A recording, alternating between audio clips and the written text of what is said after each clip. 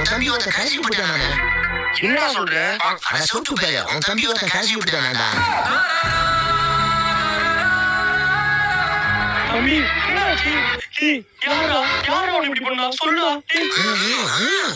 பேசுடா. ஐயோ என் தம்பி பேச கூட வழியிலே என்ன தெரியலையே. ஐயோ வாயில டேப் போட்டுருக்கா.